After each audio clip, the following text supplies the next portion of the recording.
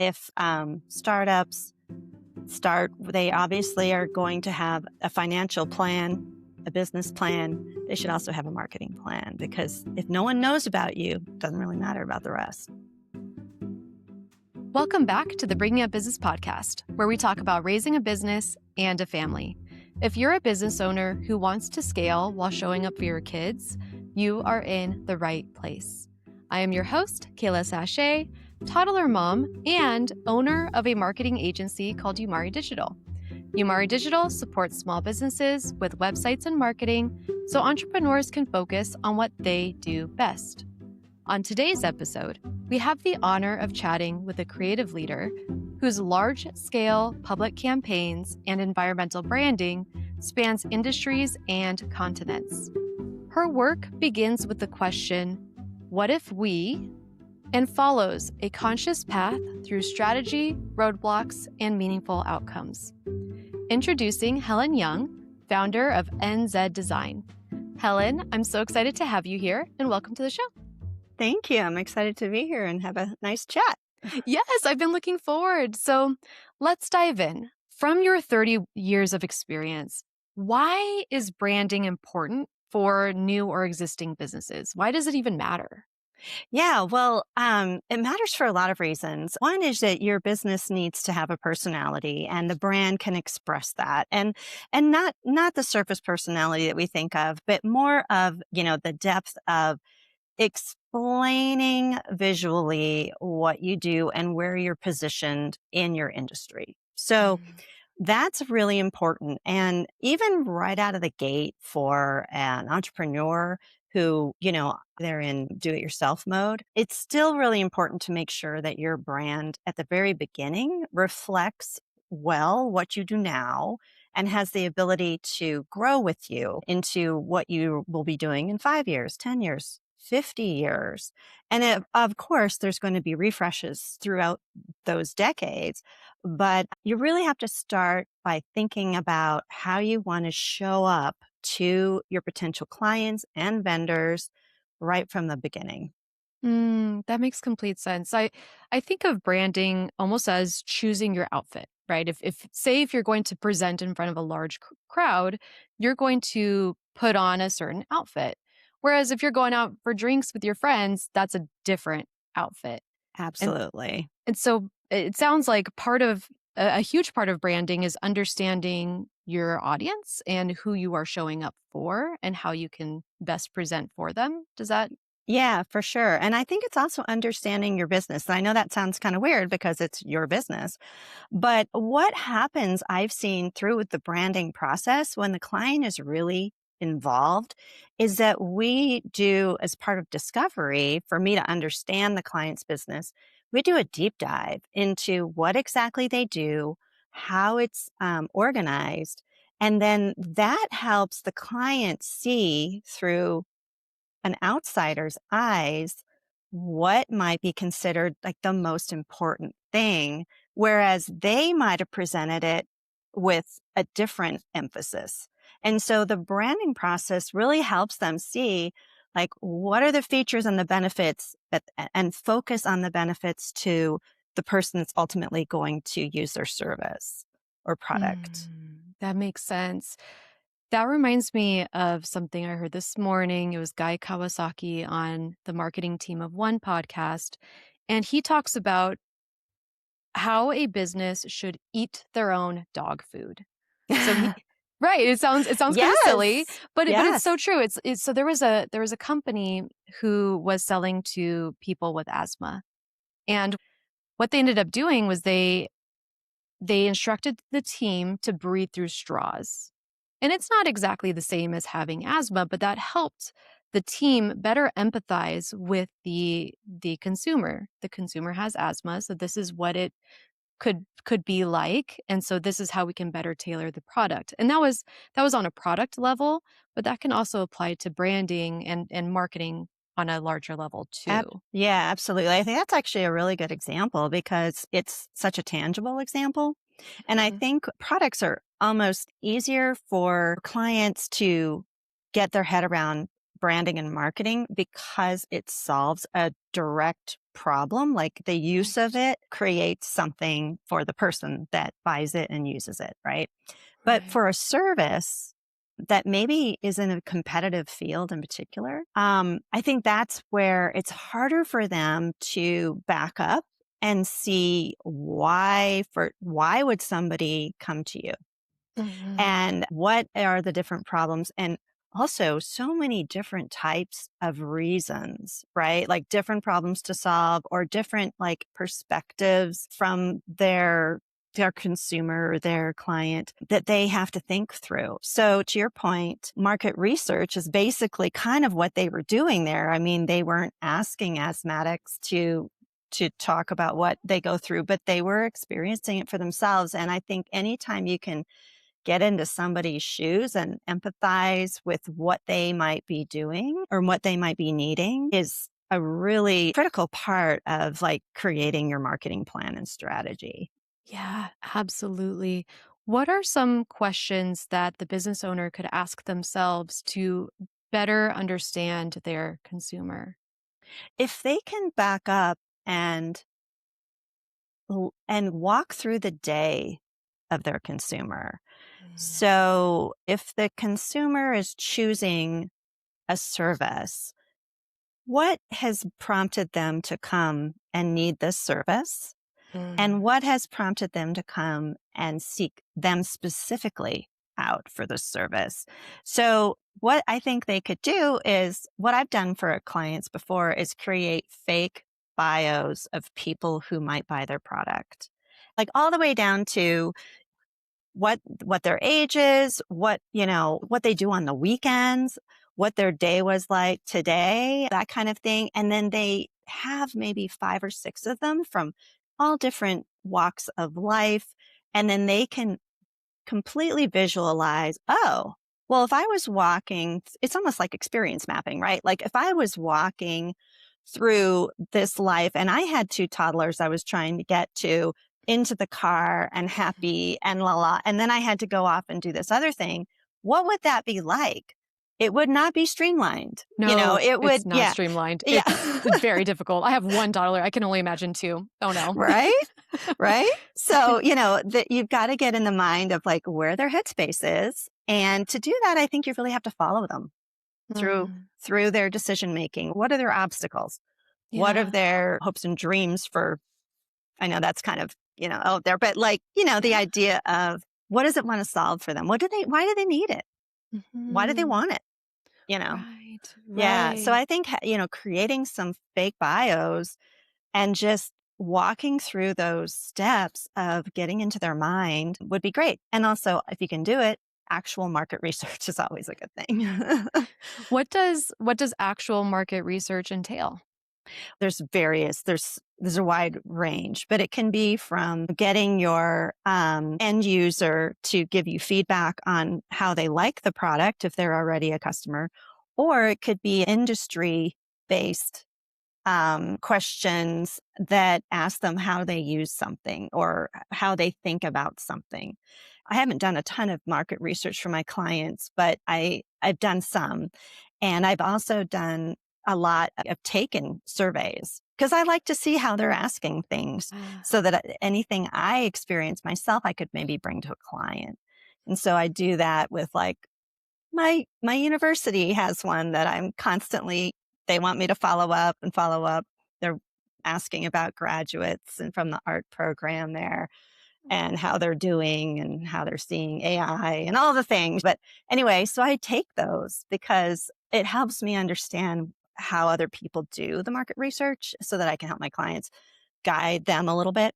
But it can also be something pretty simple, like you maybe reach out to if you're a smaller company, you don't have like vast amounts of clients, you could reach out to them and ask them to tell you what's going on and what they need and check in with them. And they're usually very willing because it's going to benefit them in the end to mm, share what they want. Because if you mm. implement it and they love working with you, then they will be better off for giving you their opinion. So, Such a good piece of advice. Reach out to the people who are directly your customer, directly your consumer first. because you already have that rapport.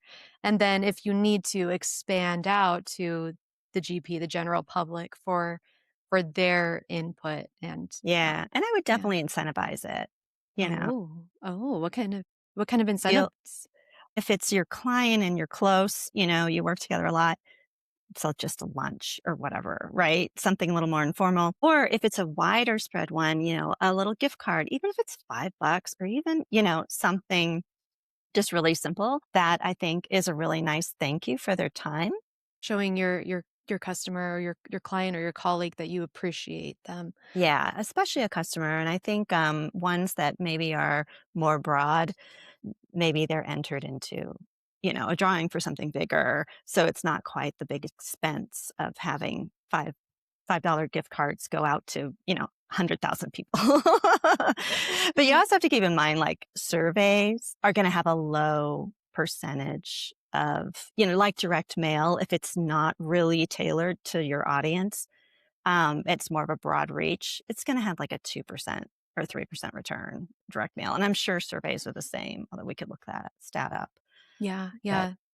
That's a really important point. We don't want to just ask everybody and anybody for their input. We really want to dial in on a specific demographic, age range, geolocation, et cetera, to get a more refined response. yeah, one that's more valuable, right? Mhm, mhm. It's like that old saying in marketing, if your audience is everyone, your audience is no one.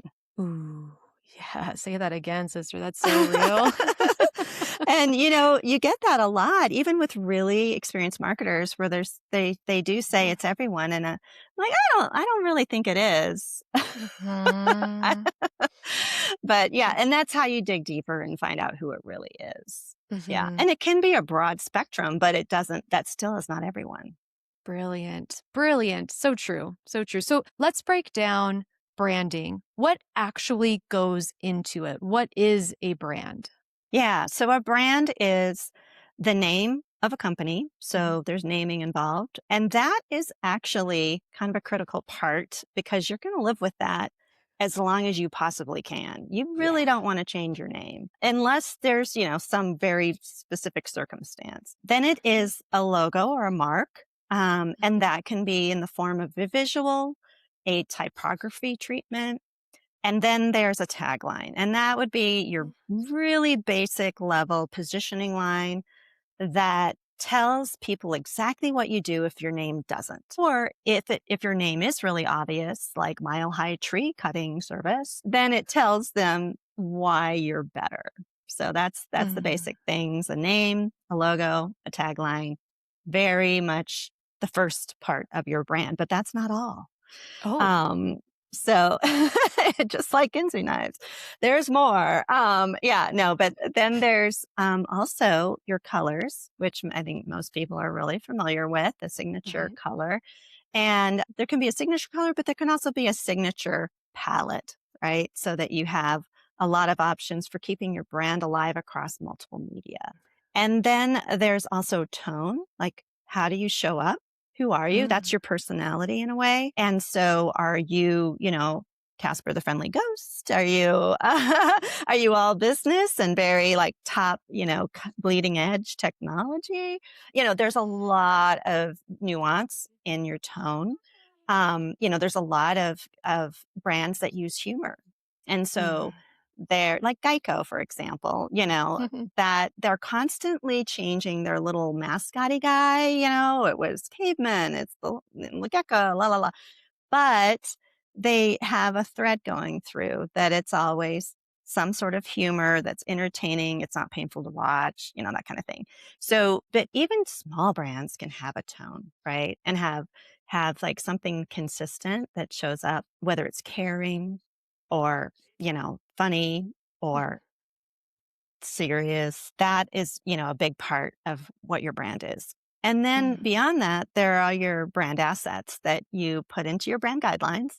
And that basically makes sure that anybody who helps you represent your brand in any capacity has an understanding of what you're trying to achieve. So there's nothing ever off message, off visually. Like if you use orange and black and suddenly there's purple somewhere, that's weird, right? Like that's Mhm. not you anymore. And it creates confusion. It's not to say that you can't incorporate that and, selectively into your palette, um, but even like down to your photography or illustration or other imagery that you use to promote your brand through advertising or other means, that needs to be also thought through and really aligned with what your logo looks like, what your colors look like. I've commissioned custom illustrations for like annual reports or things like that for nonprofits. And we always tell the illustrator, here's our colors. And if, please incorporate some of them. I mean, obviously, we want them to do their thing and because we hired them for their talent. But they are quite happy to do that. And then when you're choosing photography, even if you're choosing stock photography, find the colors in the clothing or the backgrounds that are part of your brand. And that can really make the whole thing feel cohesive. That makes complete sense. So we have our name of the company. We have our logo, which is our main visual that shows up everywhere, hopefully. Right? We have our tagline. We have our colors. We have our typography, which is another fun way to say like font, the font that we Yes. use. What else? We have our tone. You mentioned tone. Yeah, you might also have positioning like an elevator pitch. We often Oh. have those in our brand guidelines, and that helps people keep the same descriptor wherever they are, live in the company, whether they're the top of the CEO or, the janitor or whatever, they say the same thing, basically. Mm. Yeah. And it's something that I have realized over time with the different clients and their different businesses is that if they don't have a grasp on their brand from the start, it tends to de-thread throughout all of their different marketing and assets and even sales collateral. And you mentioned earlier, the whole point of a brand is to help with cohesiveness. And so if we have different colors over here on our website and we have a logo that looks different on social media, but it's totally different on our letterhead, for example, like it doesn't feel like we're working with the same company. It tends to all get lost. Are there any other than cohesiveness, are there any other major reasons why we should care about having all of these elements predefined? Well, to your point about sales, if your sales team is not aware of how you're presenting your company, they could sell it wrong. Ooh. You know what I mean? Like they could overpromise, underpromise. They could maybe not really focus on the benefit that you think is the most important or the Mhm. differentiator. So they could go in thinking, oh, well, it's all about price, but it's not. That's not where your differentiator lies. Even if you are price competitive, your differentiator may be the level of quality or the service or something completely different or the Right. colors that your product comes in. And people buy stuff for a lot of different reasons. So making sure that the brand guidelines don't stay in your marketing department, but they go out to every single person as like an onboarding for new hires. It is Mm. such a building block or a foundation for your company, just as Mm. much as a marketing plan, a financial plan. Your branding is just as important. Oof. Wow, this sounds really, really important. And so if we go into hiring, for example, and we say, hey, our company needs your help with developing this video, or our company needs help with sales. These are our brand guidelines. It sounds like there needs to be that conversation and that understanding that whoever you are about to hire completely grasps everything that is about your brand. Otherwise, there might be a mismatch. Yeah, yeah.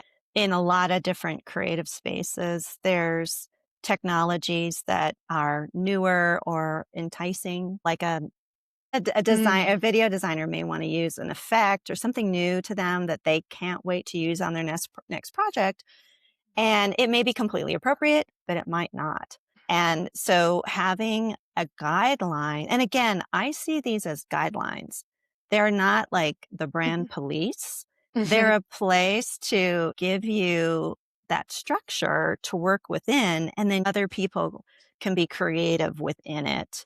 But a lot of marketing directors and VPs, they have a really good grasp if they've been in their business for a while of what's going to fly. And that's why it's so important to listen to those clients and make sure that they're really understood and heard, because I've seen other partners that have done video or have done something that EnZed doesn't offer as much of, or if it's related to an event, that kind of thing that's outside of our scope. They get it wrong sometimes. And when the client gives them feedback, they don't always embrace it. You want the brand guidelines to be kind of the ambassador of how to talk about your company. And now, a quick message from our sponsor. Looking to take your brand, team, or event to the next level with custom gear that stands out? Virtue Screen Printing is your go-to one-stop shop for high-quality custom apparel and accessories. Whether you're launching a clothing line, gearing up your staff, or repping your squad, Virtue brings your vision to life with custom hats, shirts, hoodies, socks, beanies, and more. We're not talking cookie cutter merch. This is premium, fully customizable gear made with care and attention to detail. What makes Virtue different?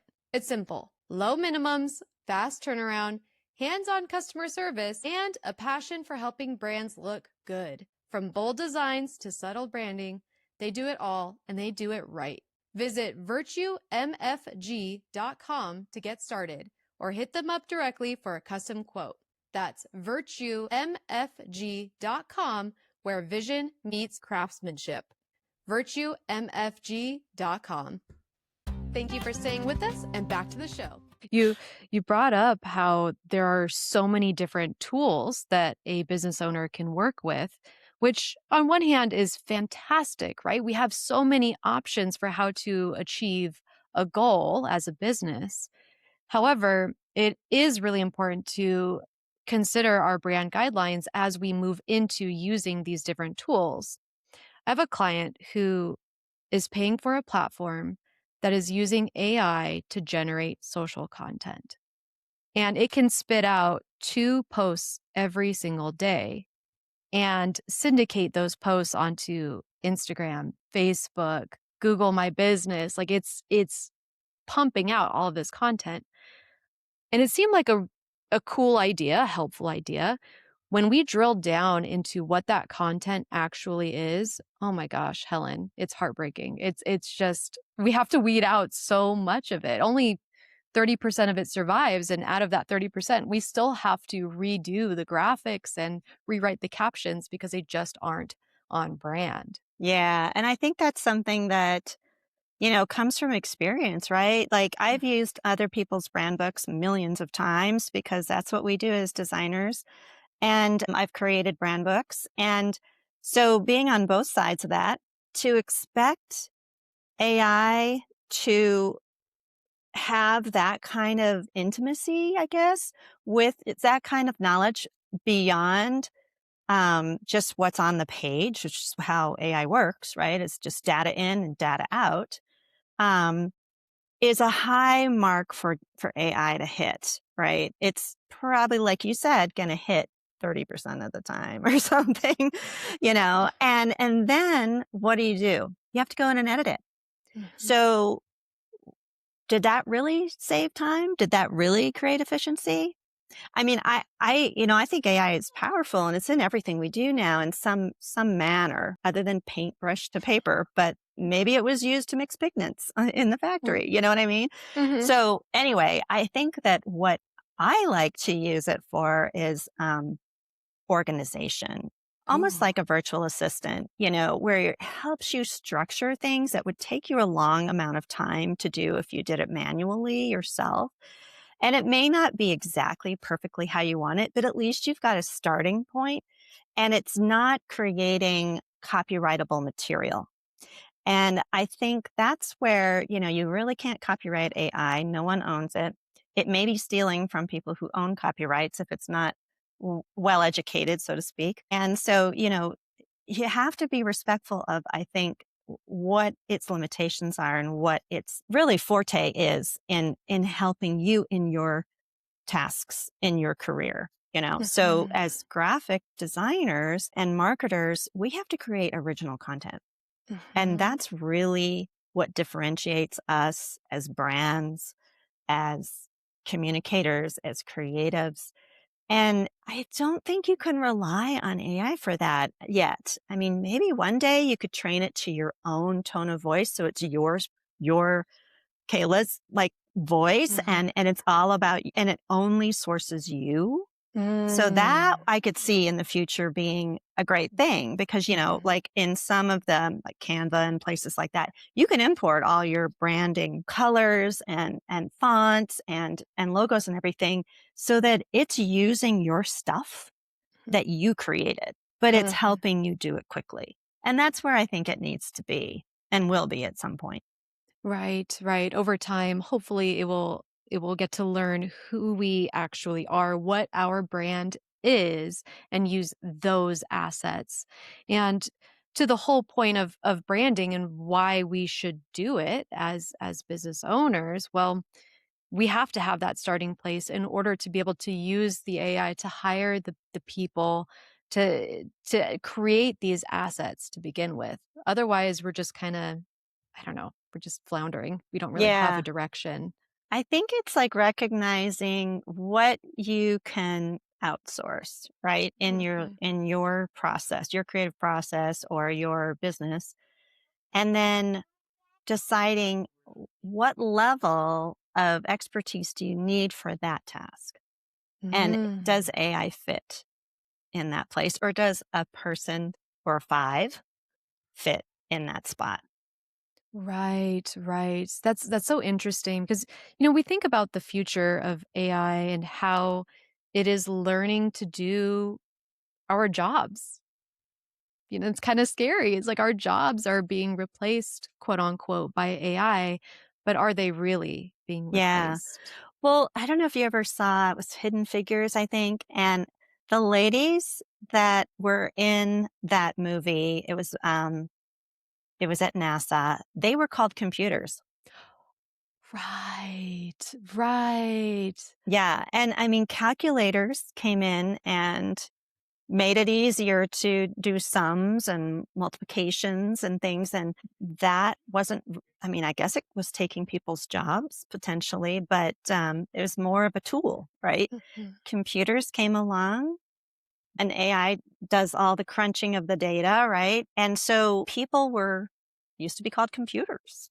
Now computers are aiding people. And so but they don't do stuff on their own. You have to guide them, Right, right? So it's the human mind that's still working with the tools. It's just the right. tools maybe can do it faster now, certain tasks faster than the human mind, like processing through just like tons and tons of medical data Mhm. to reach a conclusion more quickly for the Right, scientists that are looking at it, that have the experience to know what it means. right, So, yeah, right. so I think, sure, there's going to be some jobs that are taken over by processes that are faster than humans are, but they do need somebody to guide the process. And so that person is going to keep their job. Yeah. When it applies to branding and design, yeah, you can go and have one of the AIs that creates imagery, create your logo, but it's pulling from everybody else's. So what is that really giving you? Is that giving Right. you a unique look in your industry or is it giving you a and also look in your industry? Oof, that's so true. Like you didn't do it first, you're just follower. So you got to, keep that in mind is these looks can, if you're a startup, you don't have a lot of money, that's totally understandable and you can do things I think to control your spending at the beginning. But Mhm.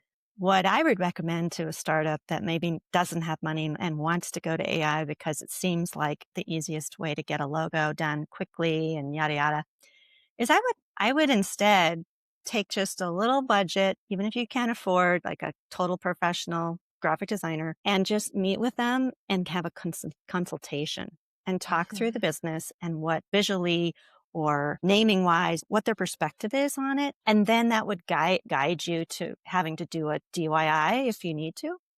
Mhm. But at least you've got an expert helping you guide the process, even if they're not physically doing the work.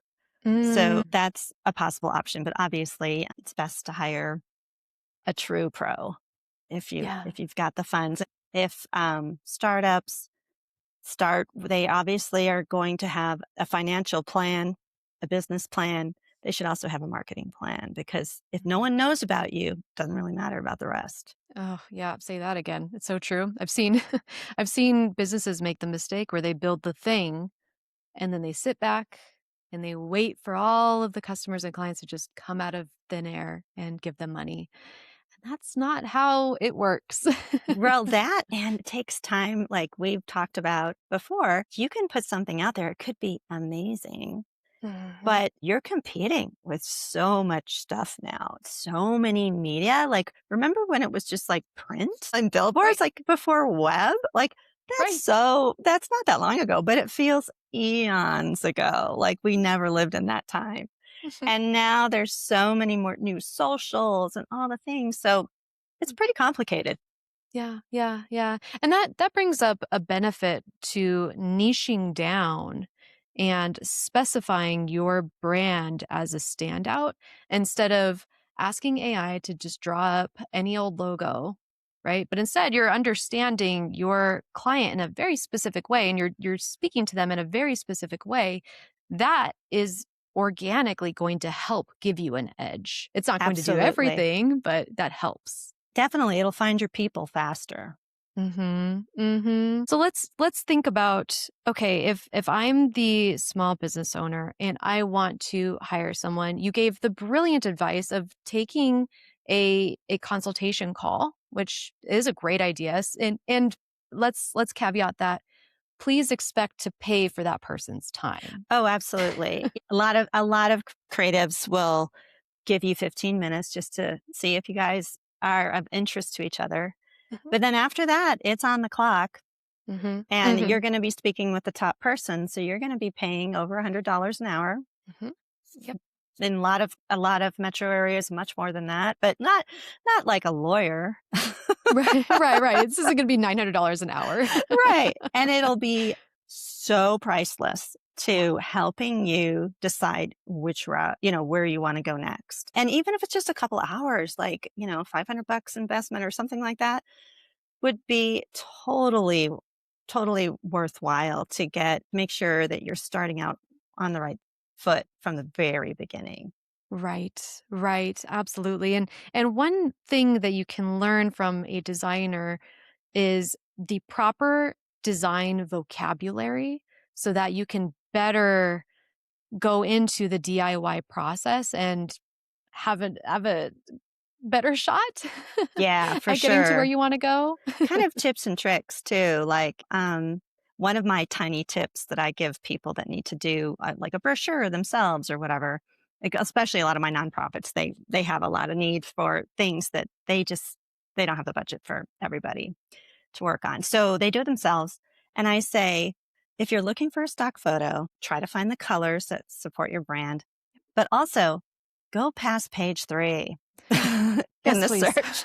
Yes, please. Oh my Because gosh. I have seen so many times, you've seen that stock image that you've seen in 5 different industries or the exact same industry that as your client who have used it maybe on their website, like My eye even is on the twitching. homepage, like and, Yes. yeah, and it's just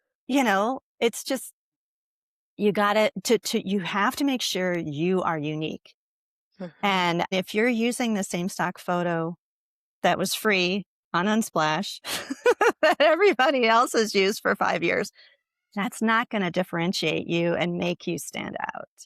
So, Oh gosh, yeah, yeah. my eye twitches just thinking about how stock photos can be so redundant. At least, right? If you are going to use page 1 and do it quick and dirty, hire somebody to edit it. so that it no longer looks like that Change the original stock background photo. color. Yeah, Do exactly. something, please. Right. And now Photoshop has a lot of AI in it. It's really easy to do that. Anyway, yeah. Yeah. Yeah, we have options, okay. Yeah. Yeah. Oh my gosh, Helen. This has been so much fun. Let's go ahead and dive into our lightning round. So, Okay. what has been your or your client's biggest business win? Well, Mm. for me, you know, I think it's the longevity Yeah. that I've had because I've been through so many cycles, right? 2008 was like ridiculously bad for marketing and everybody, but I came through, through that, kept going. Went through a divorce at the same time, and it was like, Oof. yeah, it was a cyclone of ick. But I think that the adaptability is key for any Mhm. small business. Being able to be flexible, not being rigid about where you are now being the place that you end up, and also not panicking, when things aren't going quite how you wanted them to, or there's a big dip in the economy. It's kind of like the stock market. It dips and it goes up, and it dips and it goes up. And that's hard. I'm not saying that's easy, but having a good group of people around you that you turn to, understanding clients you've created relationships with over a long period of time. So when things don't go perfectly, there's forgiveness easily, and same on the other direction. So it just that I think that longevity through this. I mean, when I started, we were on pace up boards, and I had to learn a lot over the course of my career, and you just have to adapt and keep going. And yeah, I think that would be my biggest win, is still being here and still being relevant. Oof, yes. 30 years, you did that. You did that. That's amazing. And let's dive into your biggest business mistake and how you were able to overcome it. I would say my biggest mistake is trying to do everything myself. Mm, And mm, part of that is necessity, wearing a lot of hats. But also part of that, I think, is a little bit of perfectionism, a little bit of a recovering perfectionist. mhm, But also, I think I want to learn it so that I understand it. So if I do delegate it, that I can ask the right questions, have the right expectations for what something can do. For example, I had my junior designer learn After Effects and create video and animations. And I had to know enough about it in order to art direct the mm, project, right? So I had to like open it up, get my hands in there, figure out the sound and the pacing and just so I knew what it was capable of. And so I don't think that's necessarily a horrible mistake, but it definitely has caused me some pain from time to time. Luckily, mhm, you can remedy, and over time, you learn what can I delegate, what has to be me.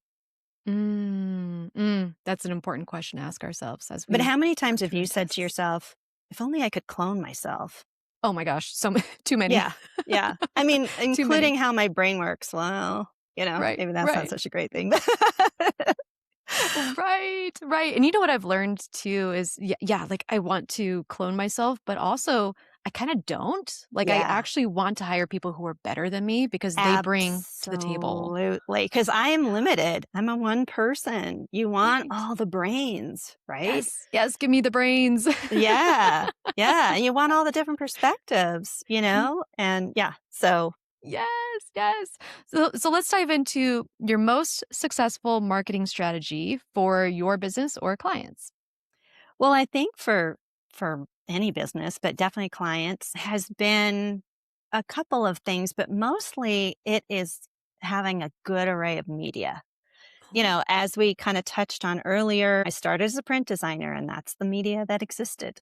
Now there's so much media. And so picking and choosing the right ones that reach the client's audience, but also is comfortable for the client to execute. Like if they have an in house Mhm. team, I think that's critical. And I think a lot of companies make a mistake of maybe investing too much in one type of channel. Like Maybe it's all social media because that's the thing they've been told that is the big thing. Well, maybe it's not for them, for their particular type of product or service.